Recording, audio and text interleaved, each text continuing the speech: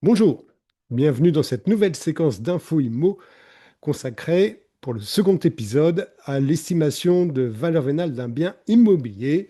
Cette séquence est réalisée en partenariat avec l'Observatoire de l'immobilier réunionnais et immodesil.fr, votre portail. L'IMO est là. Alors, pour poursuivre ce second épisode consacré à l'estimation de valeur, on va développer, on va expliquer les deux fondamentaux de la transaction immobilière que sont la courbe du vendeur d'un côté et la courbe de l'acquéreur, la courbe d'appétence de l'autre côté. Parce que l'estimation a un seul objectif, c'est définir la valeur à laquelle se vendra le bien immobilier. Donc il va falloir vendre. Et pour vendre, en fait, il faut se mettre à la place du vendeur, d'une part, et à la place de l'acquéreur. Alors le vendeur, lui, il obéit à ce process de façon systémique, ce qu'on appelle la courbe du vendeur. Ce process qui a trois étapes. Première étape, c'est la mise en vente du bien sur le marché au prix qu'a auto-estimé le vendeur. On a vu ça dans le premier épisode. Auto-estimation qui est erronée plus de 7 fois sur 10. Et donc le vendeur met son bien sur le marché et il va tout de suite rentrer dans une phase de confortation. De confortation parce que même s'il s'est trompé de prix, son bien, son annonce va susciter des contacts. Pour une raison très simple, c'est que l'offre de biens à La Réunion est nettement inférieure au niveau de la demande. Même si la demande a baissé, hein, on a toujours une offre faible. Donc il y a un certain nombre d'acquéreurs, moins nombreux qu'avant certes, mais il y a un certain nombre d'acquéreurs à l'affût des nouveaux biens. Et dès que l'annonce paraît, on va avoir des contacts. Ça, c'est le premier élément. Le deuxième élément, c'est que sur ces contacts, 6 à 7 sur 10 on va être le fait d'acquéreurs en phase d'information. On verra ça dans la courbe qui concerne l'acquéreur. Ces acquéreurs en phase d'information ne sont pas prêts à acheter à l'instant T, mais ils se manifestent comme des acquéreurs. Et le vendeur, lui, n'a pas les clés pour distinguer ce qui sépare un acquéreur en phase d'information d'un acquéreur en phase de comparaison ou de décision, voire d'un simple curieux. Et des curieux, il y en a beaucoup. Donc notre vendeur se présente sur le marché, rentre immédiatement en phase de confrontation et il considère qu'il ne s'est pas trompé de prix puisqu'il a des contacts qui vont susciter des visites, qui vont susciter des commentaires plus ou moins favorables. Le problème, c'est que n'étant pas au prix du marché, ces visites ne donnent rien. Et au bout de 4, 5 à 6 semaines, notre propriétaire va rentrer dans une phase de doute. Pourquoi? Pourquoi je ne vends pas? Pourquoi tel client qui a visité parfois 2 fois, parfois même 3 fois, il m'a dit qu'il allait réfléchir, ne donne aucune suite à cette réflexion. Je ne vais pas l'appeler, mais lui ne m'appelle pas. Donc du coup, qu'est-ce que je peux faire? En fait, cette période de doute peut ouvrir la voie à l'alternative. Je sors du marché. Et là, on a tous les vendeurs qui n'ont pas de projet contraignant, qui ont une alternative, ou pour lesquels cette vente est une vente de confort. Eh bien, ils vont, pour beaucoup d'entre eux, se retirer du marché en considérant, entre guillemets, qu'ils ne veulent pas brader leurs biens. Ils ne bradent pas leurs biens, simplement, ils ne sont pas en adéquation avec le marché réel. Comme on l'a vu à l'épisode précédent, ils sont basés sur le marché apparent, plus d'autres déterminismes erronés pour fixer leur prix.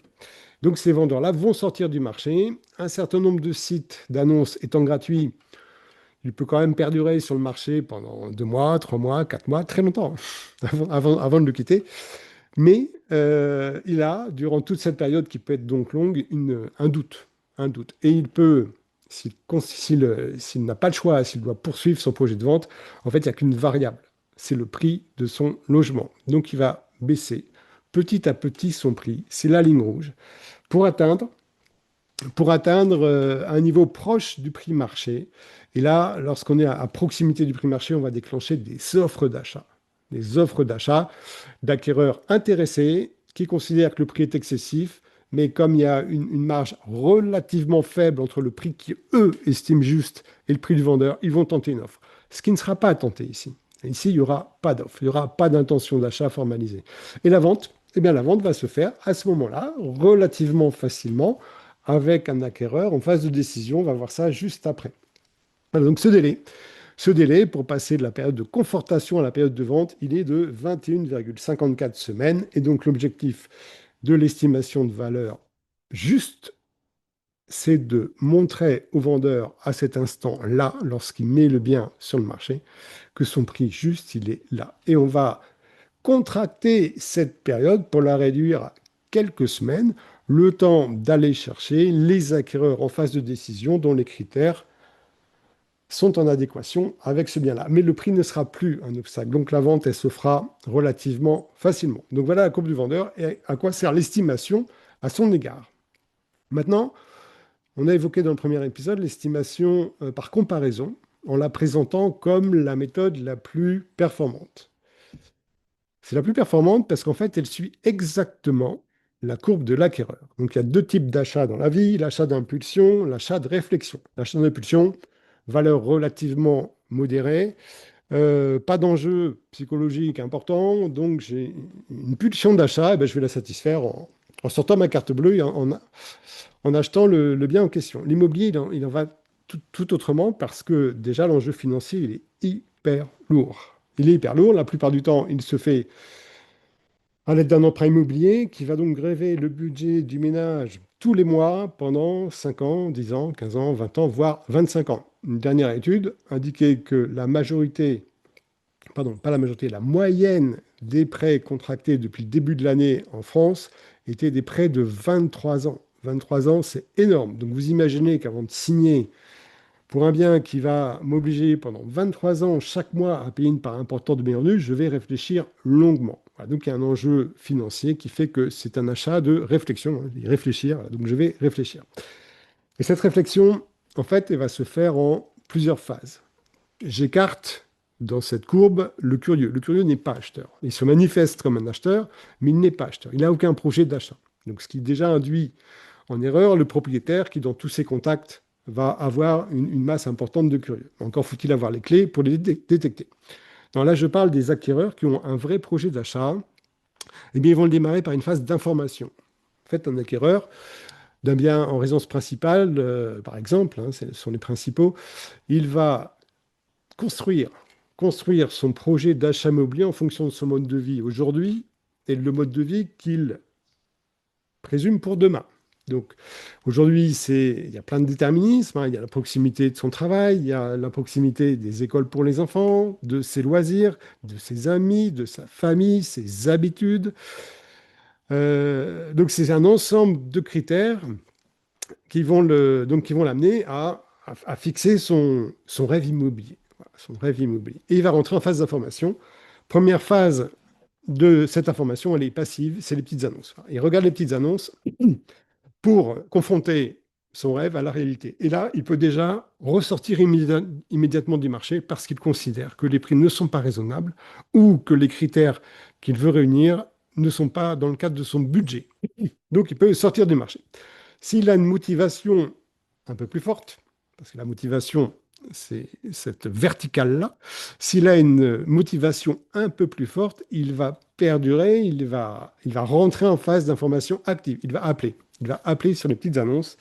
Et là, il va rentrer en confrontation directe avec le marché. Et il peut à nouveau décider de sortir de ce projet, d'annuler son projet, parce que les petites annonces sont belles, mais à la visite, les biens s'avèrent quand même beaucoup moins attractifs que la façon dont ils ont été présentés. Ça, c'est une partie des acquéreurs. Ils sortent du marché. Tout cela, ces acquéreurs en phase d'information, donc, représentent 6 à 7 contacts sur 10. C'est énorme. L'acquéreur qui a une motivation plus forte que les autres, il va conserver son projet. Mais comme il ne peut pas agir sur le marché, il va agir sur ses critères. Et il va passer du rêve, de son rêve immobilier à la réalité, à la possibilité. Il passe du souhaitable au possible. Donc il va notamment agir sur le secteur. Le secteur, il y a le secteur idéal et ensuite il y a le secteur de report. J'entends le secteur géographique. C'est la première variable d'un projet immobilier. On va changer de secteur. Je vais par exemple passer, si je vise l'ouest, je vais passer de l'Éperon à Saint-Gilles-les-Hauts. Saint-Gilles-les-Hauts, je vais encore des prix très élevés pour mon budget. Je vais peut-être aller vers Guillaume, et peut-être je vais acheter à Temps-Rouge. Temps-Rouge, c'est bien, il y a une super vue, il y a un climat en été qui est très, très confortable. Voilà, ça, ce sont des marchés de report successifs. Donc, premier point, les marchés de report. Deuxième point, la taille du jardin, le nombre de chambres. Voilà, si j'avais prévu une chambre d'amis, ben, mes amis, ils iront au gîte rural, ou ils iront à l'hôtel, ou en location. Je n'ai pas le choix, de toute façon. Je dois resserrer mes critères pour pouvoir devenir propriétaire. C'est la motivation, hein, c'est la force de la motivation qui conduit l'acquéreur à faire ainsi des sacrifices. Et ce qui est intéressant, c'est qu'on voit en fait que l'acquéreur suit une courbe concomitante à celle du vendeur. Le vendeur a un rêve de prix, il va arriver à un prix réel, alors que l'acquéreur, lui, il passe du rêve immobilier à la réalité immobilière. Les deux vont se rejoindre sur le marché, hein, sur le marché qui, lui, est tout à fait donc réel. Une fois que l'acquéreur a fait ses sacrifices, hein, est passé du rêve à la réalité, il va rentrer dans une phase de comparaison.